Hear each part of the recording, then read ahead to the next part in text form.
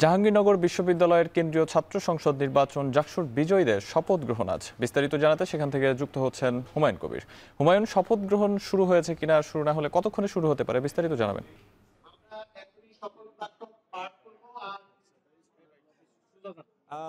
শিহাব, ৩৩ বছর পর কিন্তু জাকসু নির্বাচন অনুষ্ঠিত হয়েছে গত ১১ই সেপ্টেম্বর। দীর্ঘ ৪৫ ঘন্টা রুদ্ধশ্বাস অপেক্ষার পর কিন্তু কাঙ্ক্ষিত ফলাফল এসছে এবং তারা এই ফলাফলের মধ্য দিয়ে কিন্তু জাকসু তাদের নতুন নেতৃত্ব নির্বাচন করেছে এবং সেই নতুন নেতৃত্ব যারা ২৫টি পদে যারা নির্বাচিত হয়েছেন তাদেরকে আজকে শপথ বাক্য পাঠ করানো হচ্ছে। আমি এই মুহূর্তে পুরাতন প্রশাসনিক ভবনের সিনেট কক্ষে রয়েছি। এখানেই কিন্তু আপনারা যদি একটু দেখাই, শপথ বাক্য পাঠ করাচ্ছেন বিশ্ববিদ্যালয়ের উপাচার্য ডক্টর কামরুল আহসান। একটু দেখাচ্ছি আপনাদেরকে ক্যামেরার মাধ্যমে যে যারা নির্বাচিত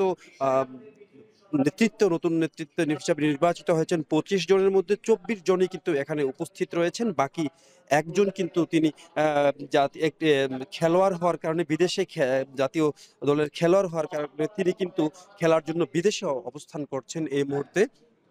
তো এখন আপনারা দেখতে পাচ্ছেন বিশ্ববিদ্যালয়ের উপাচার্য ডক্টর মোহাম্মদ কামরুল হাসান, তিনি কিন্তু শপথ বাক্য পাঠ করাচ্ছেন। একটু দেখাচ্ছি যারা শপথ নেবেন তারাও কিন্তু অপেক্ষা করছেন।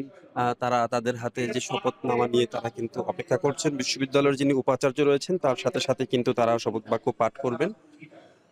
ভিসি মহোদয় কিন্তু শপথ বাক্য পাঠ করার জন্য সিনেটের সদস্য যে প্রধান নির্বাচন কমিশনার রয়েছেন, প্রো ভিসি রয়েছেন এবং নির্বাচন কমিশনের সদস্যরাও কিন্তু আমরা দেখতে পাচ্ছি তারাও কিন্তু অবস্থান করছেন। তো আমরা আসলে শিক্ষার্থীদের যারা নতুন নেতৃত্বে পেয়েছেন, যারা নির্বাচিত হয়েছেন তাদের সাথেও আমাদের কিছুক্ষণ আগে কথা হয়েছিল। আজকে এই শপথ পাঠের পর থেকে কিন্তু তারা ৩৩ বছর পর যে সিনেটে ছাত্রদের প্রতিনিধিত্ব ছিল, ছাত্রদের পক্ষে কথা বলার যে জায়গাটি অনুপস্থিত ছিল সেটি কিন্তু আজকে শপথ গ্রহণের পর সেটি নিশ্চিত হবে এবং ৩৩ বছরের যেই ছাত্রদের পক্ষে কথা বলার অভাব সেটি কিন্তু পূর্ণ হবে।